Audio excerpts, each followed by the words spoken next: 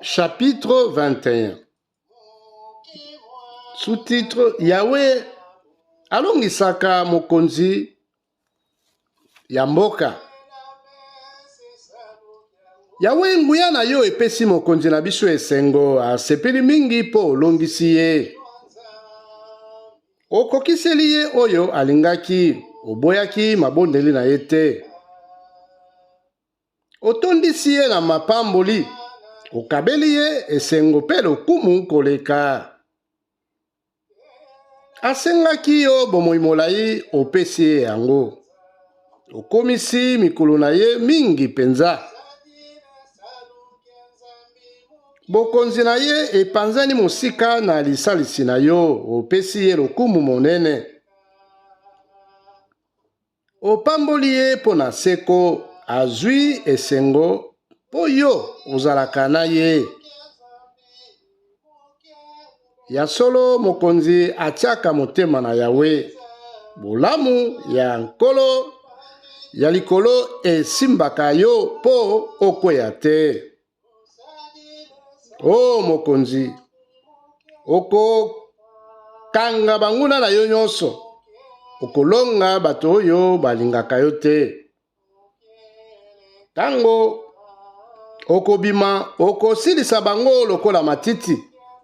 Kanda ya Yahweh ekozikisa bango lokola moto.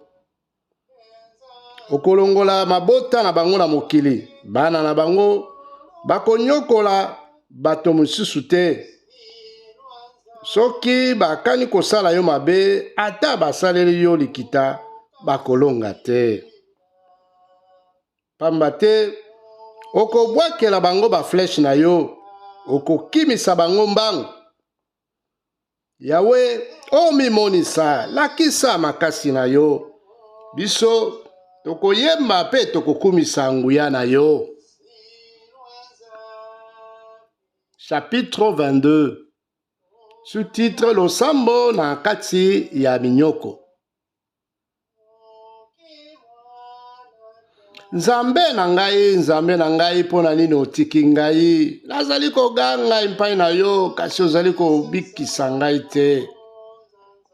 Nzambe na ngai butu boyi nazali kobelela yo. Nakoki kofanda nye te po yo ozali kondima te. Nzokande obele yo moto ozali na bokonzi nyonso. Yo nzambe ya bosantu. Bato ya Israel bazali kokumisa yo. Bakoko na biso batiaki mitema epai na yo. Batiaki mitema epai na yo pe obikisaki bango.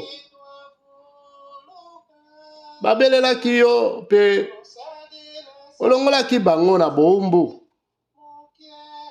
Batiaki mitema epai na yo pe oyokisaki bango soni te.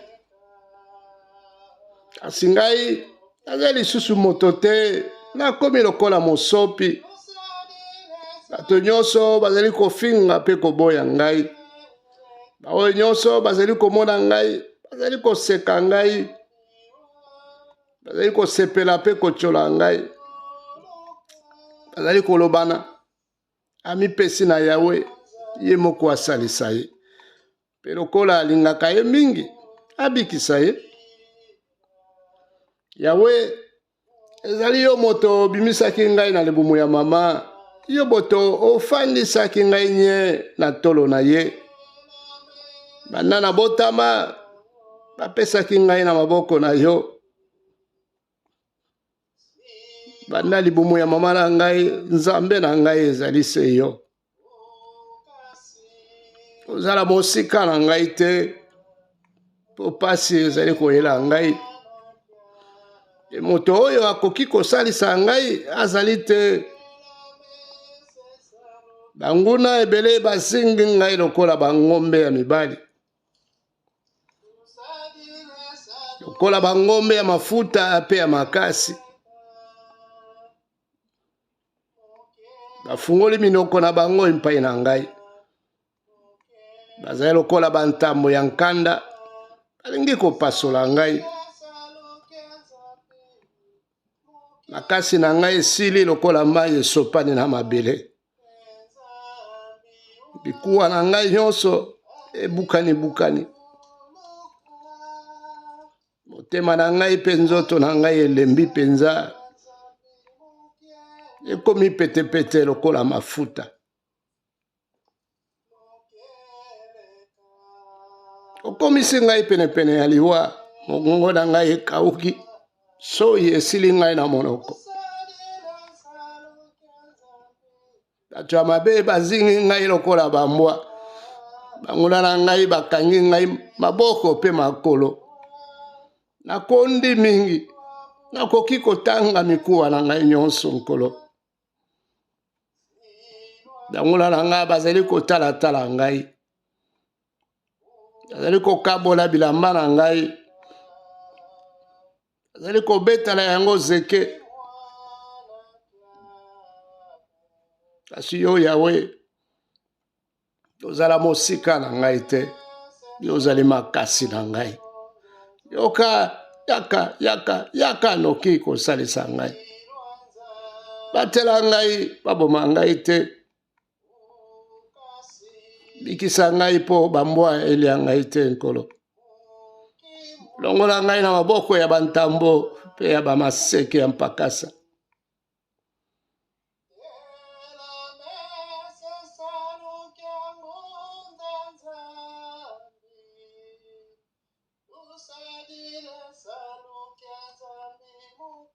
Ondimeli ngai solo. Nakoyebisa bandeko na ngai ete uzali nzambe na biso. Nakati ya lisanga ya bato na yo nakokumisa yo boye.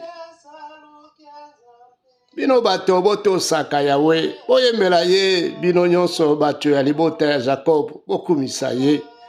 Bino nyonso bato ya Israel, botosa ye.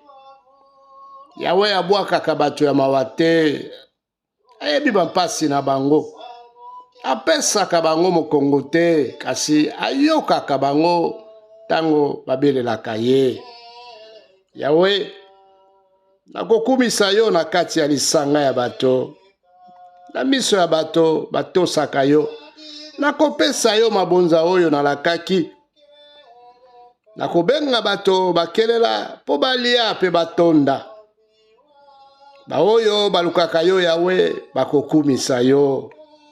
Bazala malamu seko. Bato ya bikolo nyonso bakokanisa Yawe pe bakozongela ye. Mabota nyonso ya mokili ekofukamela ye. Pamba te yo Yawe ozali mokonzi. Yo moto otambwisaka bikolo nyonso. Bato nyonso basengeli kokufa pe kozonga na mabele. Ata bato minene ya mokili bakokumbamela yo Yawe. Bato oyo bakoya nsima bakosalela yo Yawe.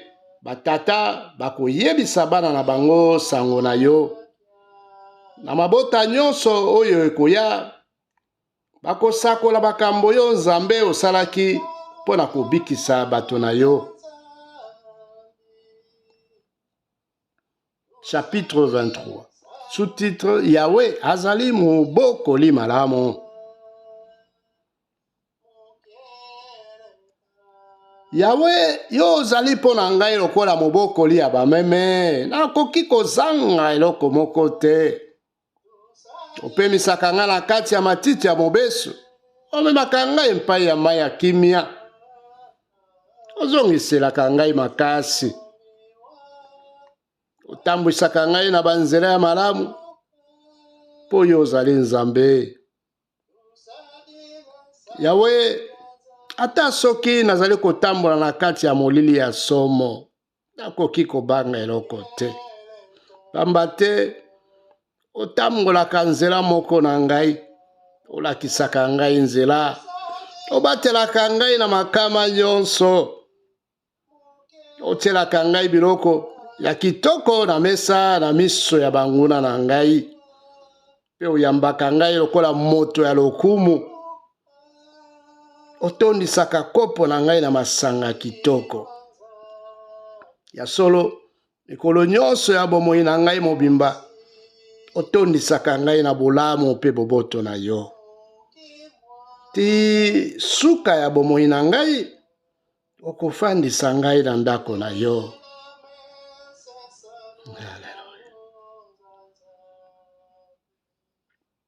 Chapitre 24. Yahweh azali mokonzi ya lokumu. Mokili mobimba ezali ya Yahweh na biloko nyonso oyo ezali na kati na yango. Mokili mobimba ezali ya Yahweh na bato nyonso oyo bafandi na kati na yango.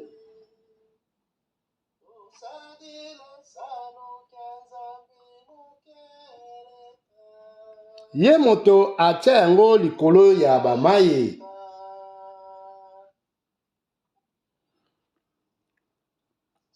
Apika yango na kati ya bambonge. Nani akoki komata na ngomba esika Yahweh afandaka? Nani akoki kotelema na ndako na ye ya bosantu? Bobele moto oyo azali motema pembe pe asalaka masumu te. Atangaka kombo ya Nzambe na makambo ya mabe te pe akataka seleka ya lokuta te. Ye azwaka mapamboli ya Yahweh. Nzambe mubikisi na ye apesaka ye bolamu. Wana ezali ndenge ya bato oyo balukaka Yahweh, ba oyo bakotaka epai ya Nzambe ya Israel. Bino minoko ya ndako ya Yahweh bofungwama. Bino minoko ya ndako ya seko bokoma monene. Pamba te mokonzi ya lokumu alingi kokota. Nani yango mokonzi ya lokumu? Ezali Yahweh, elombe ya nguya. Yahweh, elombe ya bitumba. Bino minoko ya ndako ya Yahweh bofungwama. Bino minoko ya ndako ya seko bokoma monene. Pamba te mokonzi ya lokumu alingi kokota. Nani yango mokonzi ya lokumu? Ezali Yahweh ya nguya nyonso. Obele ye moto azali mokonzi ya lokumu.